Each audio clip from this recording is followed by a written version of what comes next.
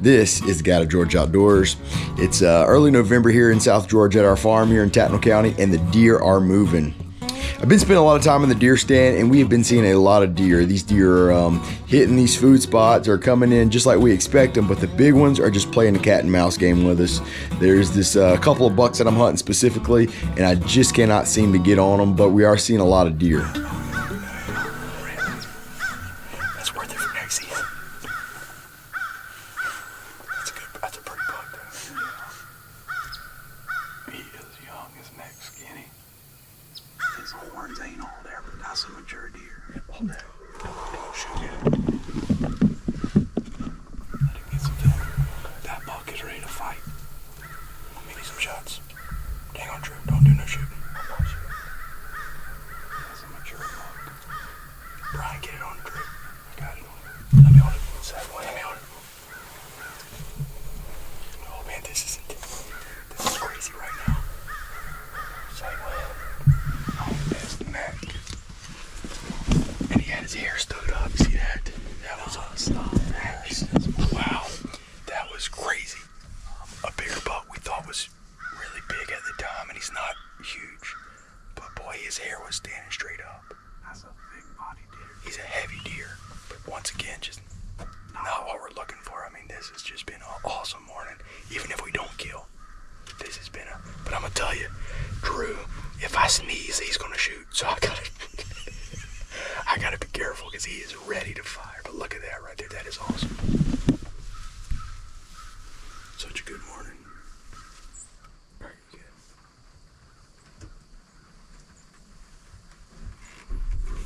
That better. Just in his neck. That's what we tell him. He's got a big old neck on him. That's why it stands out.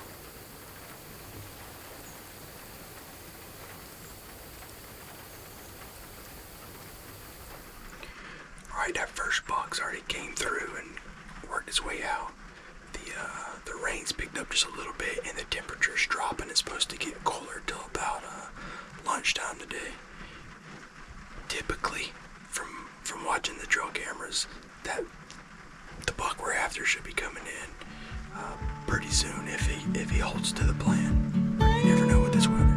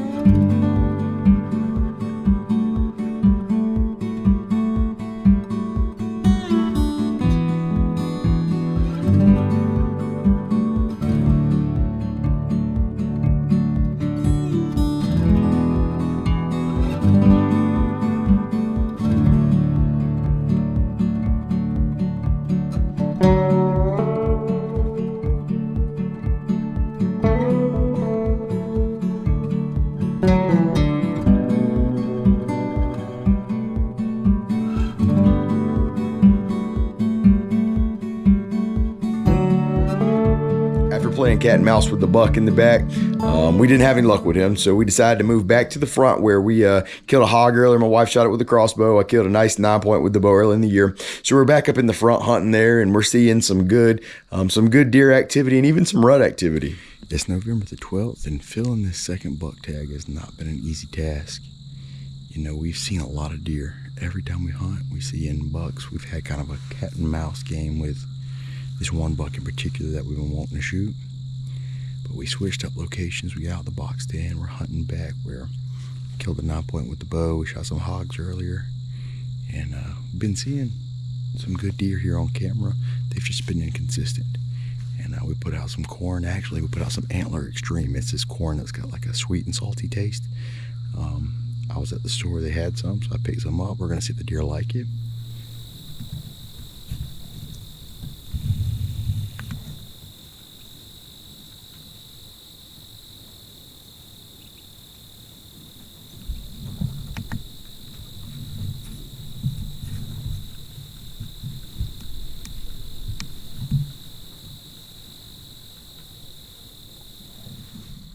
It's about 20 minutes before dark. I ain't seen a deer in 20, 30 minutes. My wife is hunting with my niece, and I've heard about 4 shots over there, so I don't know what the heck's going on. Somebody shot some deer this afternoon, and it ain't me. And then all of a sudden I hear a gunshot back at the house over here at the home farm. And then I hear another shot. And then I hear a third shot. And then to wrap it up with a 4th shot. And my wife and my niece, Berkeley, were hunting here behind the house.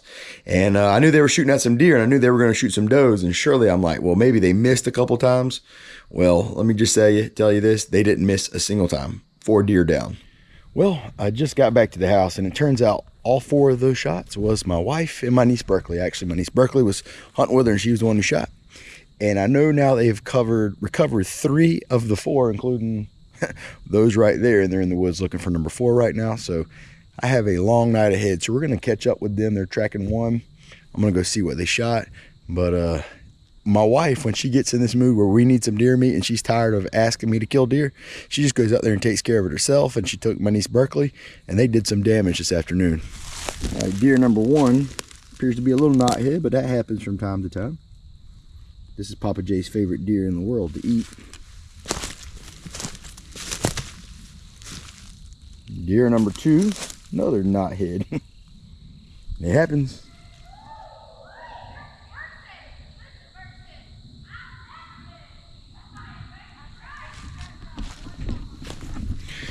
I don't know if you can hear that, but they are excited over there, which means they just recovered deer number 4. My niece Berkeley has killed 4 deer in one afternoon. That is quite impressive. Well, there's blood, so I know I'm on the right track. Look at that. Let's go down this trail. This is obviously the route the deer took.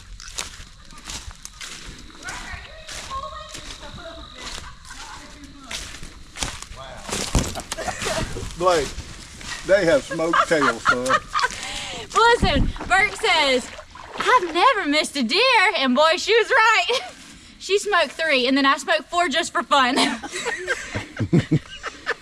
Wow. And hey, I love it. hold on, what? We went to get meat, so we got some meat and a little more than we needed, probably. Hold on, you got something right there. Are you just smearing blood on me? Yep. Yep, that's our war paint. Our war paint. That's a big one there, ain't it? You want to drag it through the creek or Hey, not? there's another big doe up there too now. I seen the 2 up there, 2 little nubs. All right, Yep, but there's a big doe laying down in front of it. are we going There's to it. wet it and drag it through? 2 does and 2 nubs. Hey, you will never forget this night, They baby. was looking at it through the Tell Big binoculars Daddy to go. and couldn't even tell it was a nub. Well, when my wife goes, she kills deer. Well, it was standing behind the tree. I said, you let that thing come out, and I'm going for it. And it did. Blake, you can go from 0 on meat. To too much. To too much. Hey, look at the buck paw mark up here, Blake. All right, you take it in the bag. Grab that Y'all one both get up on the trailer. and grab the back butt. Or one. Yeah, y'all do it that way. Okay, I'm gonna pull down there with the Ranger.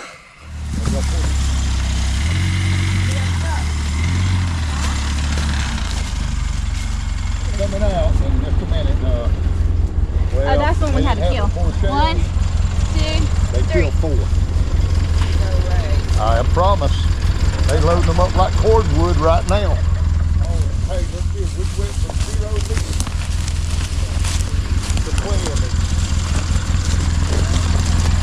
Lift with your legs, ladies. Okay. 1, 2, 3. I hear you, baby. I'm laughing, Dusty. Give me 5. Hey, leave it to the ladies, right? Yeah. So Bert shot 3 of the 4. And just was so kind to hand me the gun and say, and Stephanie, do you want to kill one? I said, oh yeah. You know why y'all didn't shoot 5? We didn't have 5 bullets. They were out of bullets. All right, we just made it back to the skinner rack. I didn't have the best of luck, but it's okay, and that's actually probably a good thing because that girl right there, my niece Berkeley, and my wife Stephanie, they have just dropped the hammer on 4 deer. Berkeley shot 3. My wife finally wrangled the gun from her and shot 1 herself. So we have a lot of deer to clean. They ended up getting I would say 4 does, but 2 of them are nubs, but that are antlerless deer. And when you're shooting does, sometimes that happens, but you know what? We needed some meat, and I made the mistake of telling my wife we needed some meat in the freezer, and she took matters upon her own hands, so. No. After she shot the first one, I said, I'm not sure she got it. And she looked at me and said, I don't think I've ever missed. She Did was you? right. Well, I didn't miss. She didn't, no. she didn't miss, she didn't miss. And here's the cool thing about it. They're at a stand we call the back finger, and it is literally just a couple hundred yards from the back of the house. It's literally right behind our house. I killed some of my first deer ever there 20-something years ago. So what we're gonna do now is get all these cleaned up and get them in the walk-in cooler, and we do our own process in here. So all this will turn into some good burger, back straps, cube steak, deer sausage, all the above. We really eat a lot of it. In fact, we just ate some deer chili. So we're gonna get all these guys cleaned up and get them in the walk-in cooler. Getting a deer on video is not an easy task. You know, usually I'm tagged out by now, but I am trying to be selective. I've seen dozens of bucks over the past couple weeks, just not the one that I want to kill. But that doesn't mean we haven't had some fun and some good action around here. My wife and Berkeley had an incredible hunt. They are still talking about it. We'll be talking about it for years. And that is truly what we enjoy. I don't know if you can tell this in the video. My dad, who didn't hunt, he actually watched my kids or my wife could go hunting with my niece. He was so excited. That is what he lives for, and that's what we enjoy around the farm. Killing those deer, putting them in the freezer. So if you enjoy that kind of content, if you enjoy simple, what I always call honest living, if you would do us a favor, hit that subscribe button. It helps the channel grow. Sometimes YouTube doesn't like hunting videos, and sometimes it doesn't promote them because it's in the hunting genre, and that's really not what their YouTube loves. So if you would hit that subscribe button and turn on notifications so when we make content like this, you'll be notified.